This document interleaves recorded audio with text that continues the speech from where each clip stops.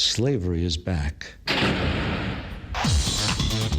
Welcome to a place where private business profit from a captive labour force, yet pennies are spent on medical services to a population in which the Indigenous, the poor and the mentally ill are overrepresented. Where isolation, humiliation and degradation are facts of life. Welcome to prison. It depends who's telling the story, I suppose. The prisoners would have one view, the people who work in the prison system would have another, and I think it's up to people to decide where the truth is. Give government propaganda and the media spin doctors the flick. And check out Doin Time for news, views and tunes on prison issues from Guantanamo Bay to Christmas Island to prisons and detention centres everywhere. Every Monday at 4 p.m. on your community radio 3CR. We are still fired up and we're still talking about revolution. Hello and welcome to the Doin Time show. This is 3CR Community Radio, 855 AM on the dial, streaming live on www.3cr.org.au. And a warning that this episode of Doin Time may contain audio images of Aboriginal and Torres Strait Islander people who have died and graphic discussion of deaths in custody. First up on the show, we are hoping to hear an interview with Marianne Jonkers, President of People with Disability Australia. She will talk to us about the response to the Disability Royal Commission final report. After that, we will bring you some audio from the recent TJ Hickey Speak Out, organised by the Indigenous Social Justice Association, Melbourne, ISJA. The Speak Out happened on the 17th of February 2024 at the State Library of Victoria. This is with a Speak Out that was entitled Remembering TJ Hickey, 20 Years and Still No Justice. And I actually did quite a bit of coverage on the Doin Time show. And the speakers for that audio will be Sarah from the Victorian Aboriginal Legal Service, Ilo, who's from the Police Accountability Project at Melbourne Legal, and also Cheryl from ISJA as well. And MC is David. But you'll be hearing those speakers shortly, and giving credit to Annie, who does some shows at 3CR for recording the Speak Out. But yeah, pretty soon I'm going to be going out doing some songs and announcements just to see if we can get hold of the President of People with Disability Australia. Stay tuned.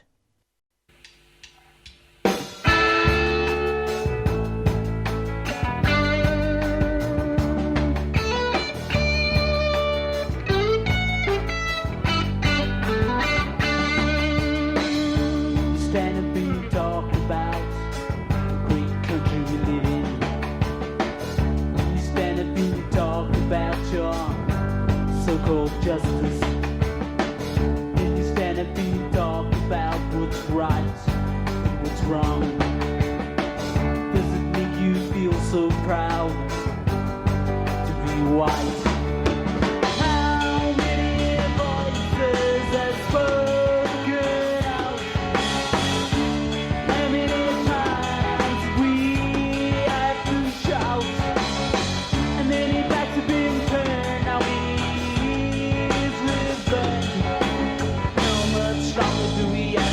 fight against racism. Speak about the land of your ancestral heritage. You speak about they fought and they struggled and died. Then you speak about the torment, the hardship and the pain.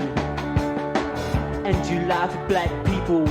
Does it make you feel ashamed?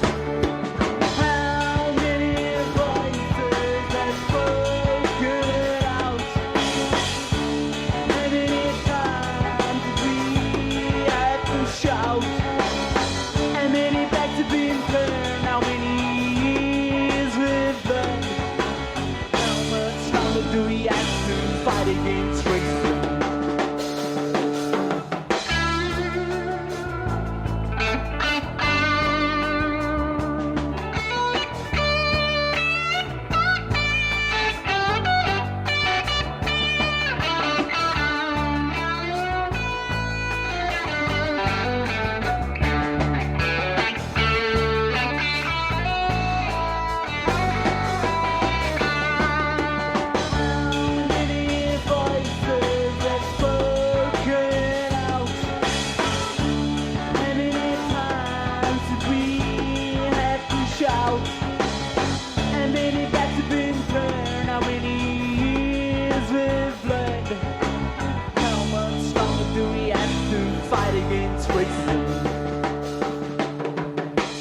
Then you listen to black people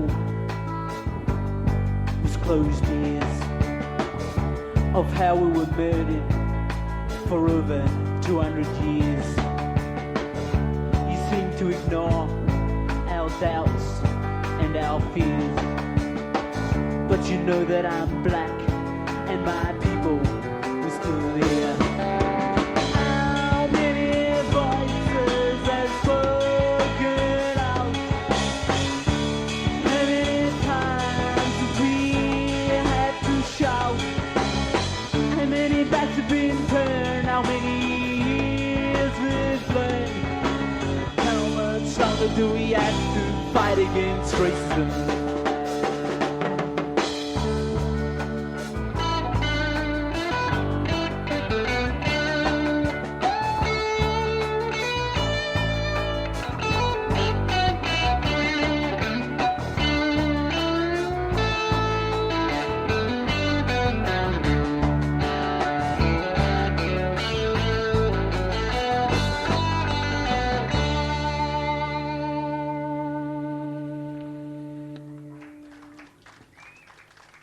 And you're back with the Doin Time show.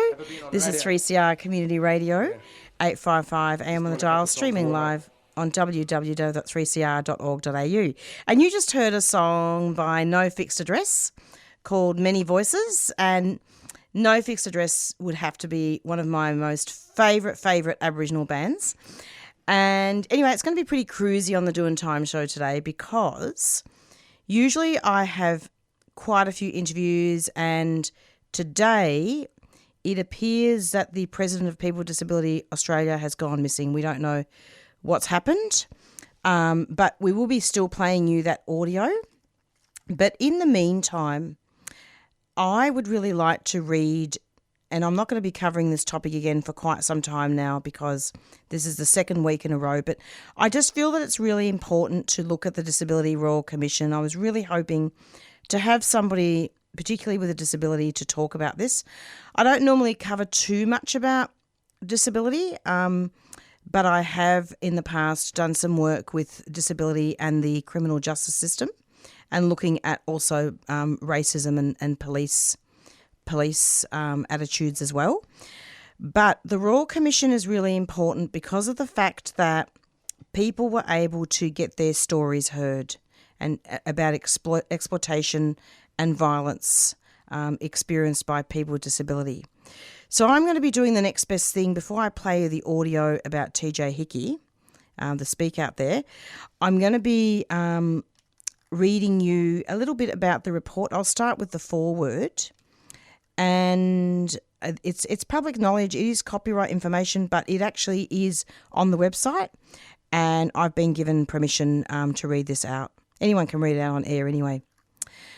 Before we do that, though, I was going to ask a question in the upcoming interview, which I can't do now because Marisa is not available, just about how prisoners fit into the Royal Commission, Disability Royal Commission, but we'll look at that some other time. So here is the foreword, which I'm going to be reading out very soon. For over 4.5 years, from April 2019, September 2023, our community, the disability community, laid bare throughout the Disability Royal Commission the violence, abuse, neglect and exploitation we have endured and continue to experience. PWDA stood alongside people with disability throughout our Disability Royal Commission, supporting them to share their individual experiences with the Commission and providing systemic policy submissions on various topics as we collectively called for justice and genuine change. The Disability Royal Commission was a monumental undertaking involving nearly 8,000 submissions, 1,785 private sessions and 710 responses to published issues papers. At the heart of these were the voices of thousands of people, including myself, which is Marisa, who shared our experiences with the Commission. The release of the final report and its 12 volumes and 222 recommendations on Friday, 29 September 2023 was a difficult but important moment for people with disability individually and for us as a community more broadly. Now we await the response to the report from governments and society. a response that must deliver serious positive change for people with disability, change that will ensure a future free from violence, change that delivers a future that is fully inclusive, change that will see people with disability use their voice at tables where decisions are being made that affect our lives. PWDA recognises the recommendations put forward by our Disability Royal Commission are vast and complex, requiring thoughtful consideration by both our community and governments at all levels. PWDA has opened the conversation with our members, and we are grateful to every member who engaged with us through our survey and member consultations. Close to 200 people engaged with us, whether that was through our survey or by attending our in-depth online consultations. Your contributions and voice are what has shaped the policy positioning in this document, PWDA's response to the Disability Royal Commission final report. We hope this response is viewed as a starting point for an ongoing conversation between the disability community and governments, a conversation that must include the issues and areas that were absent or not adequately addressed, where the voices of people with disability must be heard and acted on. Issues like transport, psychosocial disability, hate crimes, income support, sexual and reproductive rights, healthcare accessibility, and post-secondary education, to name but a few. A conversation that must include how we move towards the complete desegregation in all settings, including education, housing and employment. One that recognises people with disability must define what segregation means on our terms for our community. One that leads to the necessary legislative changes and structures to deliver this future. A conversation that extends to the safeguarding and oversight mechanisms within the National Disability Insurance Scheme, NDIS, and more broadly across disability services. It must take us closer to a system where people with disability are not merely participants, but have genuine choice and control and are assured of their safety. As our community know, conversation alone will not be enough.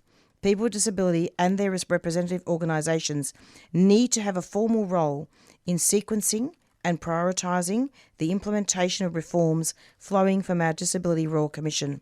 We must be at the forefront of every decision, policy and action that emerges from the Disability Royal Commission's recommendations, and PWDA will continue advocating for this. We hope this report supports that journey. Nothing about us without us. Marriott Jonkers, President, People with Disability Australia. So at least I was able to recognise the work of People with Disability Australia, and in particular recognise the forward of the President.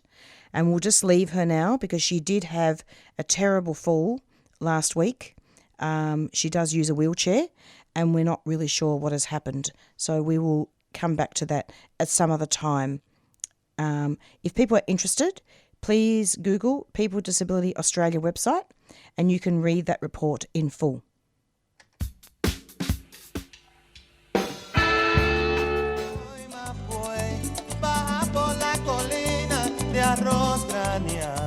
Celebrate all that unites us and host a Feast for Freedom this year.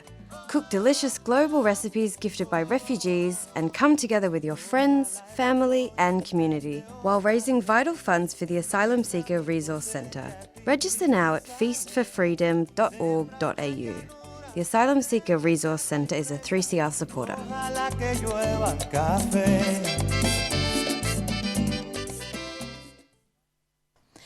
And you're back with the Doin Time show and the delights of community radio.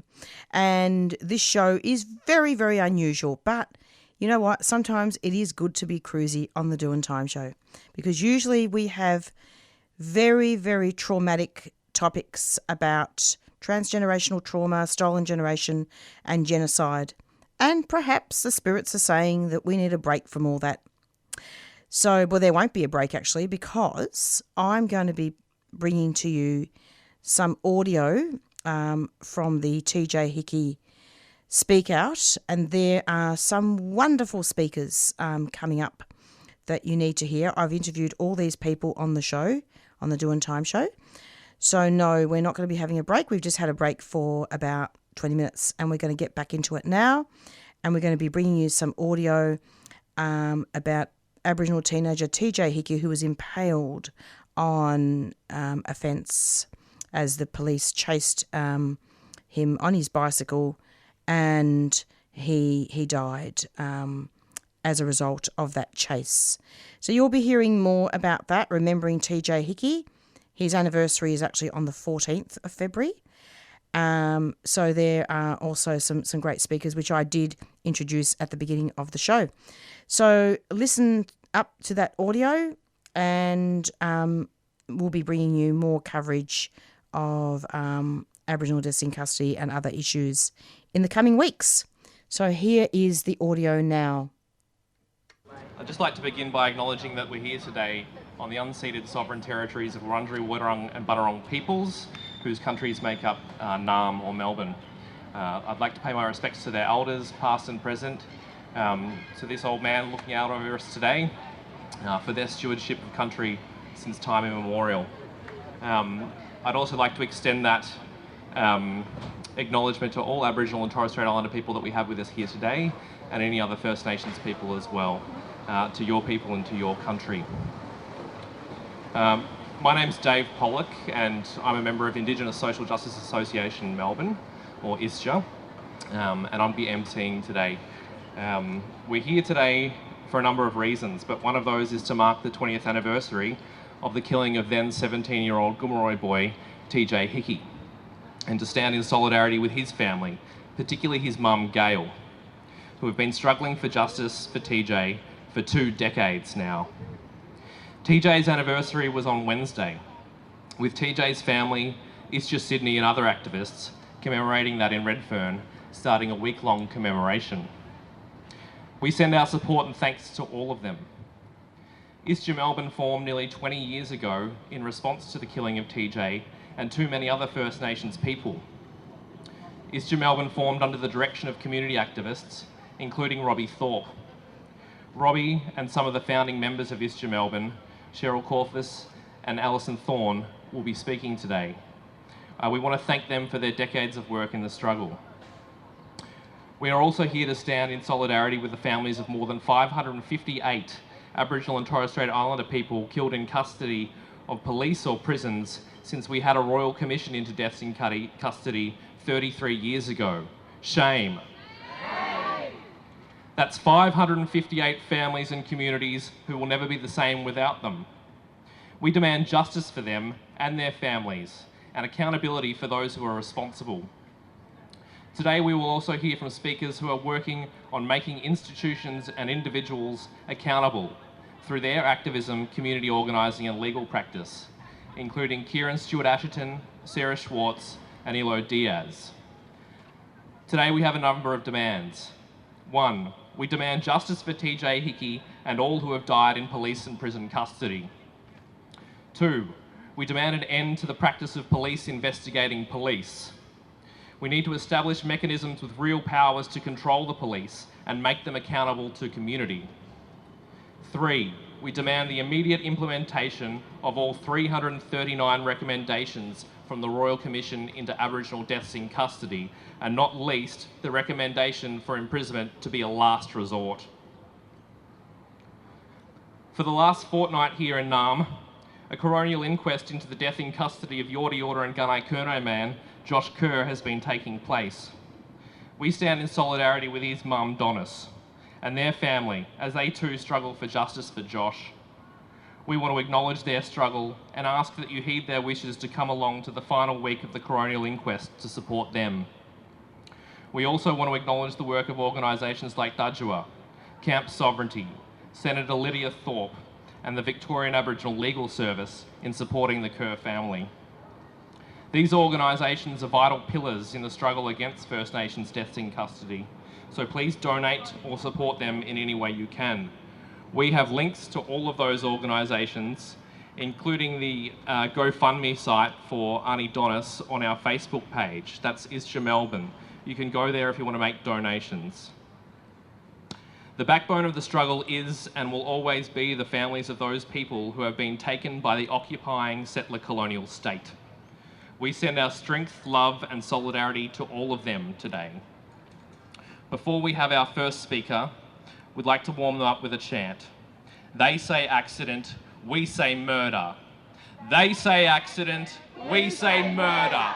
They say accident, we say murder. If you could please give a warm round of applause to Cheryl Klaufuss, who's going to speak first. Cheryl is a founding member of the Indigenous Social Justice Association, Melbourne. She has travelled to Sydney many times to take part in actions demanding justice for TJ Hickey and works closely with his mum, Gail. Cheryl will talk about TJ's family and community struggle for justice over the past 2 decades. Thanks so much, Cheryl.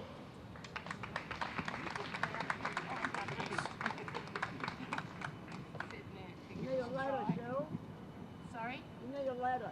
I know. Or get a stretching machine. Thank you. Thanks, Dave.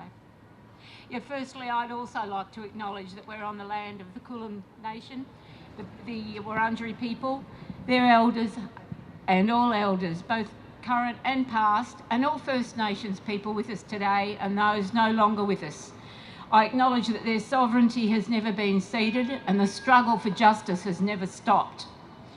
Today, 20 years on, we're here to pay tribute to TJ Hickey, a young Kamilaroi boy whose life was cut short when at the age of 17 he became a death in custody as a result of New South Wales police pursuit in Redfern, New South Wales on the 14th of February 2004. Today, let's think of TJ as a 37-year-old and of the life he might be living as a son, a brother, and possibly a husband and a father. We also think of TJ's family, his mum Gail, his dad Ian, his sisters and their children, TJ's nieces and nephews, who've all sought justice for TJ for 20 long years, much to the chagrin of the powers that be. Witnesses have stated they saw TJ flung from his bike on that day after it was rammed by a New South Wales police vehicle, impaling him onto a metal picket fence. One of those witnesses, Thomas Connor, told the coronial inquest he'd seen then Constable Mick Hollingsworth following TJ down a parkway footpath in a police paddy wagon with lights flashing shortly before he was impaled. When TJ hadn't returned from what should have been a short errand on his BMX bike, approximately 20 minutes it should have taken, his girlfriend April became concerned and raised the alarm. This was understandable, given that TJ and April had been timing each other when either of them headed off on the bike, due to April having been knocked from her bike a week or so prior to the 14th of February by a vehicle later identified as, guess what, an unmarked police vehicle. The vehicle was seen in a couple of streets away, smashed windscreen and all the rest. Surprise, surprise, following TJ's impalement and subsequent death, New South Wales Police denied having chased him. Okay, so gets on. No first aid was given by the first police officer on the scene, again Mick Hollingsworth, who's said to have been in the police car that rammed TJ. Instead, TJ was roughly pulled off those spikes, thrown to the concrete and searched, patted down while bleeding very heavily. I've since heard that there were 6 police officers around him at that time, holding him. He was in agony. Basic first aid rules in which all police are trained insist that impaled victims must not be moved but remain impaled until the police rescue unit or appropriate unit arrives to assist. When the unit eventually arrived with medically trained competent staff, here we go again, Hollingsworth sent him away, claiming that he was administering sufficient first aid to TJ. Really. TJ was eventually transported to the furthest hospital instead of the closest one. Irrespective of the actual actions of police, what seems to be beyond dispute is that before his death, TJ was convinced that the cops were chasing him. And for Aboriginal youth in Redfern, attempting to evade police when they're seen approaching is an entirely rational thing to do. They're afraid of them, and justifiably so. As TJ's aunt, the late Virginia Bowie Hickey, had often reminded us, if you're black and you see a police car, you just run. She also told me and others repeatedly before she passed of TJ's fear of being killed in the time leading up to his death, when he, his girlfriend April, and a couple of other young friends were living with her at her Waterloo home.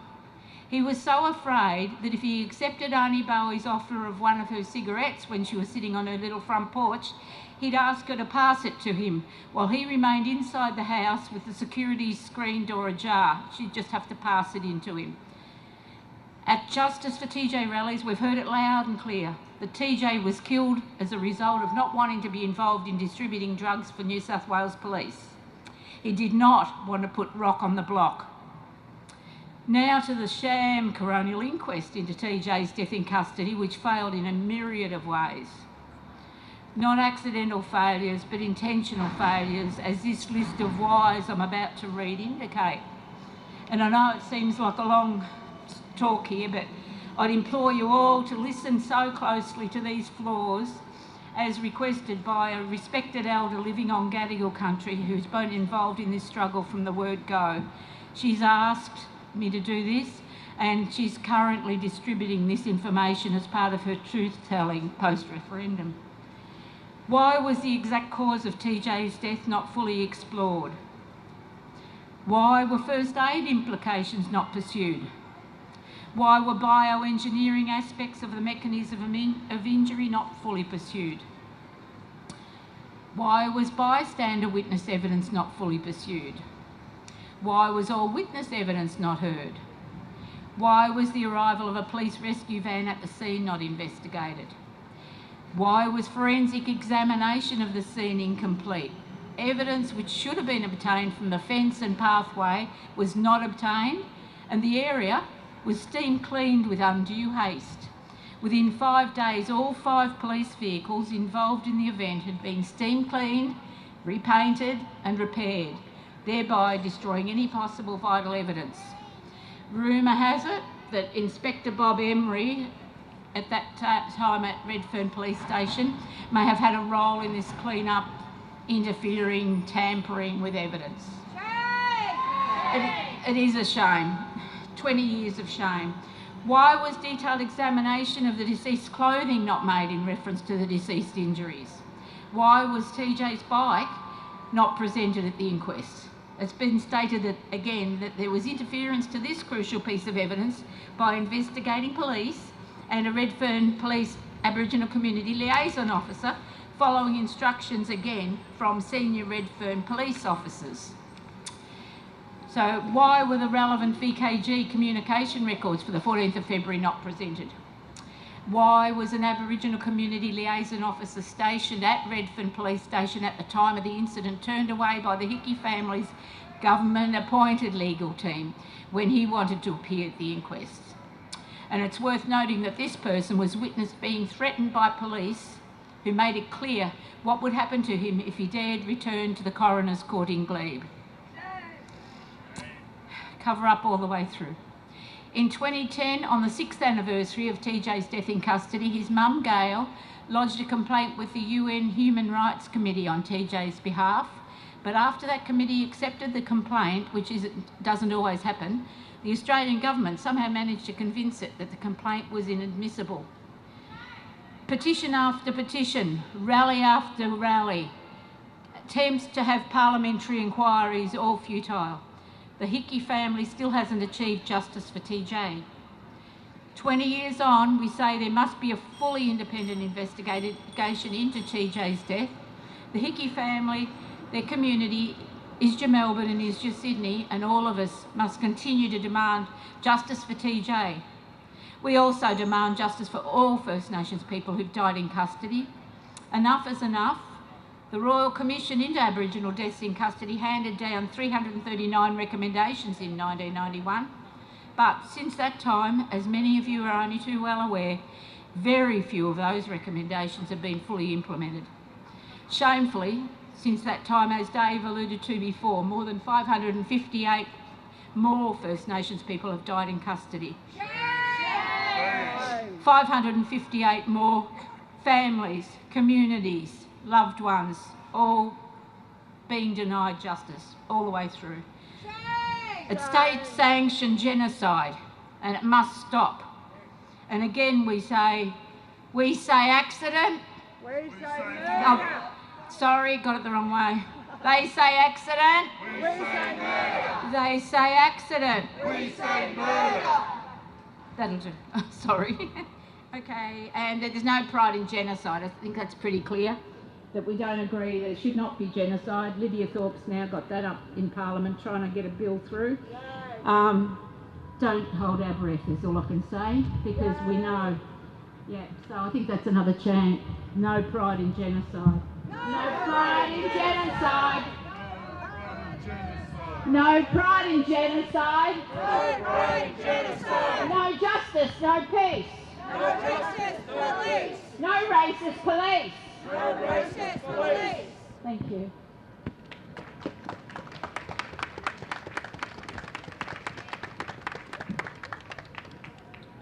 Thanks very much, Cheryl.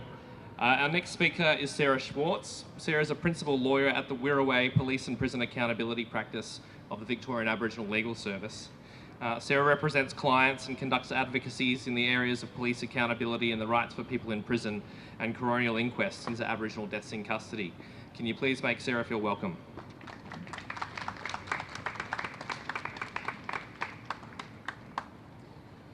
I want to start by acknowledging the traditional owners of this land, the peoples of the Kulin Nation, and pay my respects to elders past and present.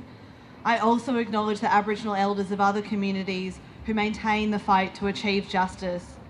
Across Australia, we live on unceded land. Sovereignty has never been ceded. It always was and always will be Aboriginal land. At the Victorian Aboriginal Legal Service, we work with the families of Aboriginal and Torres Strait Islander people who have died in custody, and that includes during police pursuits. TJ Hickey was a Kamilaroi teenager who passed when he was impaled on a metal fence after his BMX bike was rammed by police. This came about directly after TJ had contact with police. TJ's story is not mine to tell, and I ask all of you to please find the story about TJ from his mother and family online. It's important for all of us to know what happened to TJ in the lead up to his passing, but it's also important to know who he was and the family and community he was a part of. TJ passed 20 years ago, and his family have been fighting for justice ever since. Like so many Aboriginal families, the legal system has failed to give them answers or justice. At VALS, my team and I work every day with families like TJ Hickey's. This includes the family of Jeffrey Winmar, who passed away only in November last year after a police pursuit. There are so many families with stories just like TJ's. And this happens because Victoria and Australia have our values all mixed up. The obsession that Victorian politicians have with tough on crime policies destroys lives, families and communities. And in this state, we spend billions of dollars on this system. Victoria spends $4 billion on police annually, and this does not include the large amounts of one-off funding that they are given for new police and weapons. Just this week, Victoria began rolling out tasers across the state. Hundreds of millions of dollars are spent on new weapons for police. Victoria Police employs more staff than any other police force in Australia, even though we're not the biggest state by population or land mass. The Victorian Auditor General just published a report that was scathing of the $2 billion that the Victorian government gave to Victoria Police for more than 2,729 new police officers. Imagine if that $2 billion was spent on public housing. Imagine if that $2 billion was spent on community health, education and legal services. Imagine if that $2 billion was spent on justice and accountability for deaths in custody. Investing in communities makes communities safer. Investing in police and prisons does not make communities safer. For many communities, like the Aboriginal and Torres Strait Islander communities that we work with, building more prisons and expanding Victoria Police makes them less safe. Decarceration, getting people out of prison, would free up so much money that could be invested in communities. On this continent, we spend more money per capita on incarceration than any other country except the United States. And we continue to spend on police and prisons. It costs $100,000 to keep an adult in prison for over a year, for a year. That is more than the average full-time wage in Australia and more than 6 times the annual New Start allowance for a single person. A huge proportion of the prison population here is on remand after being denied bail, languishing in situations like the late Auntie Veronica Nelson, who passed away in custody after being refused bail for shoplifting offences. About half of Aboriginal people in Victoria's prisons are on remand. This includes more than 80% of Aboriginal children in custody right now on remand. In situations many of them would not receive a prison sentence for. And we know that these children in prisons are being held in conditions of torture, in conditions of solitary confinement, not being able to leave their cells for sometimes up to 23 hours a day. At some points over the last year, 3/4 of the Aboriginal women in prison were on remand, many of them victim survivors of family and violence and primary carers for their loved ones. Police decision-making plays a huge role in these remand rates. And while the Victorian government has spent several $100 million on tasers, they refuse to establish independent oversight of Victoria Police. Over 98% of complaints about Victoria Police are investigated by police themselves. And this is not working. We know from stories like TJ's that police will never be able to hold themselves accountable. We need independent oversight of police. Aboriginal people need true accountability and justice for deaths in custody. A prison sentence should not be a death sentence. Interaction with police should not be a death sentence. We need to stop thinking that police and prisons are the answers to anything. If we want strong communities, we need to invest in the things that make communities strong. Housing, healthcare, education, and local services that are designed and controlled by community. And I just want to end by saying, by paying my deepest respects to TJ and his family and to all the people who continue to fight for justice.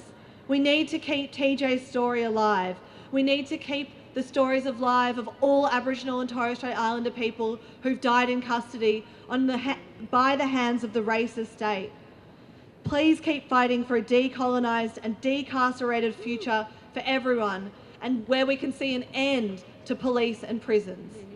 Woo!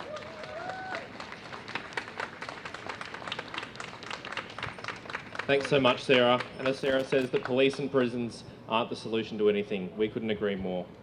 Our next speaker is Kieran Stewart-Asherton, and he is the president of the Black People's Union, a revolutionary organisation working towards building a pan-Aboriginal movement in Australia to fight for self-determination and sovereignty. Kieran is a traditional owner of the Wirraway country in the Yuin Nation. Kieran has a background in psychology and social policy and 15 years of experience in advocating for First Nations rights and sovereignty in the fields of health, justice, education and land rights. Please give a huge round of applause for Kieran.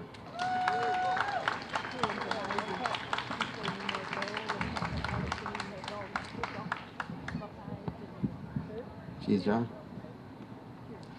Wallawani, Naga Kieran Indian Waniwandin Yurundurga.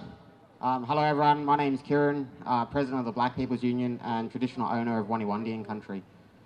I just wanted to start off by acknowledging the rightful owners of the land that we're all gathered on today, the people of the Kulin Nation. Australia is an occupation of our lands. The Australian colony is an illegal occupation here. That is why we see the conditions that we see today. That is why so many of our people are being murdered by this colony's judicial system and by its officers. Because we're occupied and we're still at war. people refer to deaths in custody as a death sentence. But the thing is, a death sentence requires a trial. Our people that die in custody aren't sentenced to death. Half of them haven't even been sentenced yet. They're still on remand. Half of them don't even make it into custody. They're murdered by the police during the apprehension process. That's not a death sentence. That's a genocide. Article 2, points A, B and C. That's what's happening right now to our people. Being slaughtered by this state. And what happens when they do? They get some paid time off, they get moved to a different station, and they get a promotion. It's absolutely disgusting. 600 or more of our people have died in custody since the recommendations from the Royal Commission were handed down. And has anybody actually looked at these recommendations? Do you know what they are when we're talking about these recommendations? We're not talking about massive structural changes. We're not talking about sweeping policy changes. We're talking about simple stuff like take hanging points out of cells so people can't fucking hang themselves in their cells. And they won't even give us that. They gave us one recommendation in the last couple of months. Do you know what that recommendation was? It was a live tracker. So we can sit at home and we can count along as our people are fucking slaughtered. That's the only recommendations they're interested in giving us. So it's set to continue. Exactly, it's set to continue. And it gets worse and worse every year. Look at our people's incarceration rates. Every single year, every single quarter, they go up. And they're going to keep going up until something actually changes and something actually happens. We need to push for more than just the recommendations from the Royal Commission. We need to actually push for proper sweeping changes. Changes that see the defunding of police and custodial services. Changes that see that funding being put into the actual conditions, addressing the actual conditions that cause crime in the first place. 80% of our people are locked up, not for violent crimes, not for sexual crimes, not for, any sort of grievous, horrible thing. 80% of our people are locked up for petty shit, like unpaid fines, like walking home drunk from the pub, like unpaid car parking tickets, like stealing a bit of food because they're hungry. 80% of our people are locked up for that. Absolutely nothing. No reason to have them locked up in the first place. If we look at the same crimes and we look at non-Indigenous people, and what happens? They get released. At worst, they might get community service. What happens to our people? Locked up with the potential of being murdered in there. It's absolutely disgusting and it's absolutely shameful. It's absolutely disgusting that we live in such a wealthy nation, such a so-called progressive advanced nation, but we have the highest incarceration rates and the highest deaths in custody rates in the whole entire world. 3% of the population, we're not even 1 million people here. We have more people locked up than any other race in world history. It's absolutely shameful and it's absolutely disgusting, and we need to see stuff start to change. Otherwise, we're going to keep living in a situation where our people are more likely to be locked up than they are to finish high school. What a disgusting society. Australia really needs to change, and for that to happen, we really need the support of the non-Indigenous people.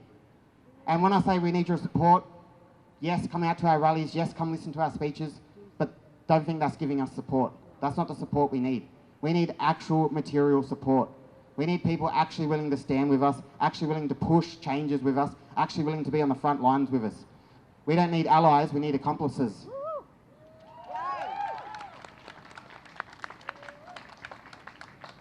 I'm not going to go on too much longer, I just want to leave it there, but we really do need support. We really need people doing more than just coming out to rallies, more than just listening to some speeches. We need people to actually be involved in our struggle and actually get on board. Otherwise, nothing's going to fucking change and things are going to keep getting worse.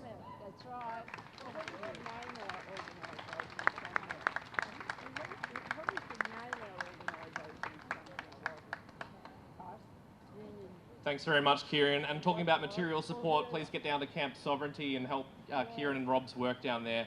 We're going to do a quick stock take and see what they need down there, and you can take materials down to them.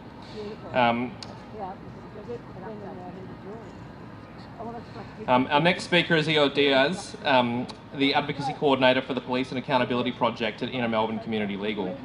His work revolves around pushing back on racialised policing and advocating for a police ombudsman in Victoria. Please make Ilo welcome. Thanks.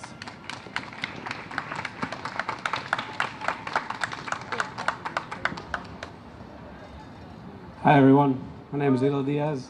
I'm the Advocacy Coordinator for the Police Accountability Project. I'm recovering from a bit of a cold, so got a bit of a raspy voice. I'd also like to start by acknowledging the Wurundjeri people of the Eastern Kulin Nation and the elders past and present, and all the First Nations people here with us today. Our work at the Police Accountability Project can only be done because of the resistance and fight for justice that so many First Nations families have gone through for generations and centuries. The fight for police accountability started at colonisation. We also want to thank and are humbled to be invited to show our solidarity to the family of TJ Hickey and for their fight to find justice for their son. I also wanted to extend our condolences to his mother and his family for the loss of their son. We stand with you. We honour and acknowledge that the family has called for an end to police investigating police, and as Kieran and Sarah so eloquently put, the lack of total accountability to these types of issues. At the Police Accountability Project, we support that position along with the voice of hundreds of other people who contact us daily about police misconduct, about police violence and police harm. Those people, and many people, have no faith in police, investigating police. They don't trust that process, and that must change. That is why we've been calling for the introduction of a police ombudsman here in Victoria. The voices of so many people harmed by police, along with those human rights and First Nations organisations, they are united.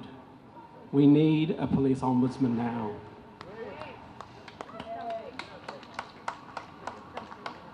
We are calling for this because families cannot find justice while police investigate death in custody or any other police-related death. In these cases, the death must not be investigated by police themselves. How can we ever find justice in there? The Police Accountability Project is backing the family's demand for an end to police investigating police by calling for this police ombudsman, and there will be little justice unless we remove police from this process. And we, here at the Police Accountability Project, we stand alongside those harmed by police and their families to support their call for justice. Thank you to the family and to ISJA for their unending energy and their fight to find justice for TJ Hickey. Thank you very much. Thanks so much, Ilo. And you're back with the Doin Time show. In case you've just tuned in, this is 3CR Community Radio, and you've just been listening to a speak out, and it's about TJ Hickey, and there's been no justice 20 years on. And TJ Hickey was an Aboriginal teenager who died at the hands of police. And yeah, it's just about nearing the end of the show. It's approximately 4:54, and we need to actually acknowledge that there is a lot of work to do in terms of building the movement to stop Aboriginal deaths in custody. I was meaning to talk to some people from Sydney. There's usually a protest every year, a rally every year at Redfern on the 14th of February, but I was unable to do that. And of course, TJ's mother, Gail, is also in support of all that. And the show is about to end, so it's goodbye from Marisa, and stay tuned every Monday 4 to 5 for the Doin Time show.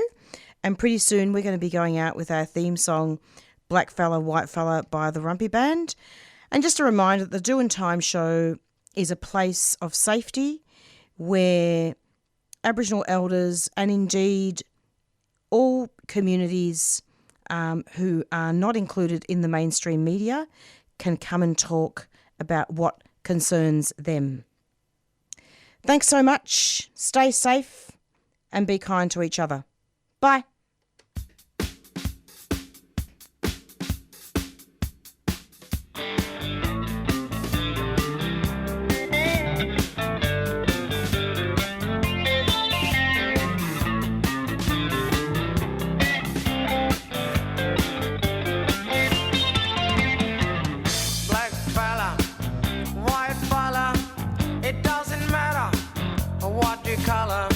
As long as you are true fella, as long as you are real fella.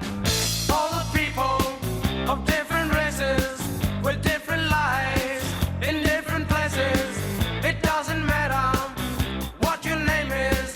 We got to have lots of changes. We need more brothers if we're to make it. We need more sisters if we're to save it. Are you the one who's gonna stand up and be counted? Are you the one who's gonna be there when we're shouting? Are you the one who's always ready with a helping hand?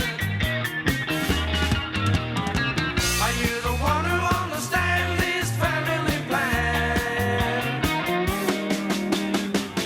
Black fella, white fella, yellow fella, any fella, it doesn't matter what you color, as long as you are true fella.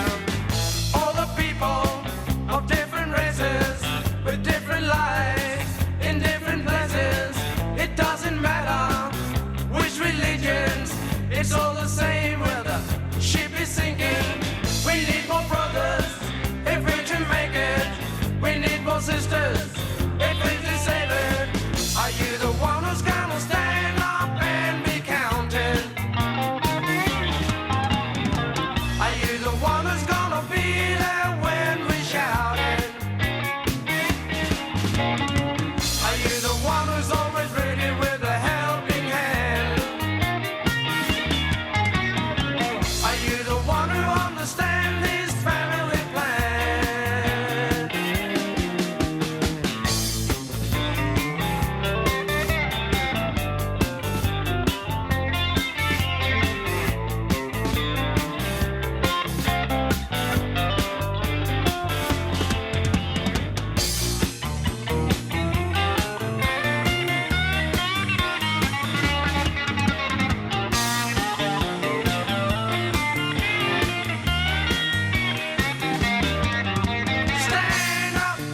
Stand up and be counted.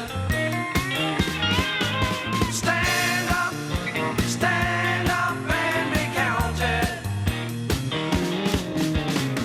Are you the one who's always ready with the